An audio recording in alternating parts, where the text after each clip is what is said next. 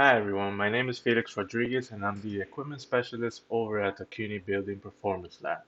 Today I want to go over how to configure the motor on and off logger UX90-004 model.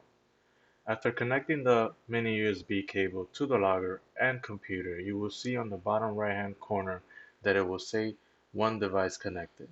What this means is that now the logger is connected to the computer and the software is picking it up.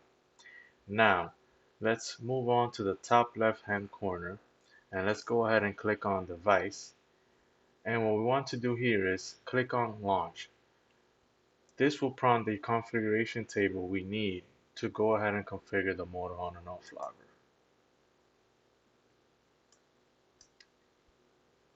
Here in this configuration table, as we can see, is separated in three different sections. The first section being giving us and providing us information on the battery level, the serial number of the logger, and allow us to name the logger accordingly. Let's go ahead and name this logger, um, let's say motor pump number 1.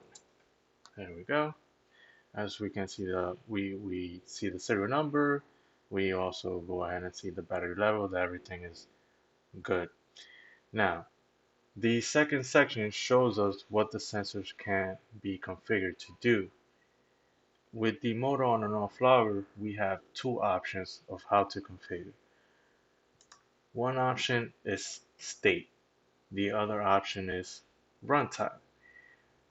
The difference between the two is that state is event dependent. Therefore, it only records when the state of the motor changes. For example, from on to off or off to on. Now, runtime, in the other hand, is time dependent. Therefore, it allows us to set a login interval and provide us with how long the motor has been on and off for that login interval. For example, if we select 1 minute for runtime, it will provide us with something like the motor was on for 20 seconds and was off for 40 seconds, which will total that 1 minute interval.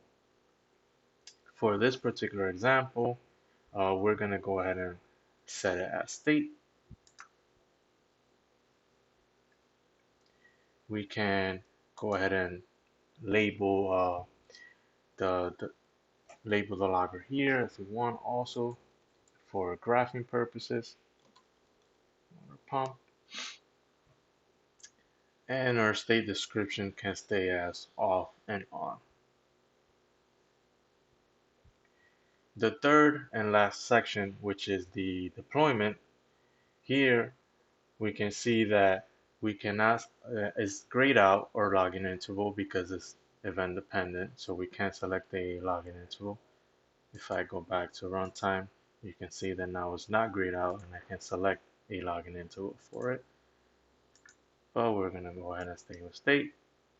Last but not least, we can start our logger right away by selecting now. We can start our logger on a date/time, so we can go ahead and select a specific date of when we want to start the logger and a time. This is very useful when deploying multiple loggers at a specific location. So it allows you to essentially set all your loggers to start at the same time and gives you enough time to go ahead and place them in the motors that require measurements. For now, we're just going to go ahead and select now. And for stop logging, also the same situation. It allows you to either stop the logger by pressing the push button, or you can also give it a certain time or date of when do you want to go ahead and stop the logger. Once you're satisfied with your configuration, all you really need to do is go ahead and click start. Your logger is now configured and is ready to be deployed at the motor that requires measurement.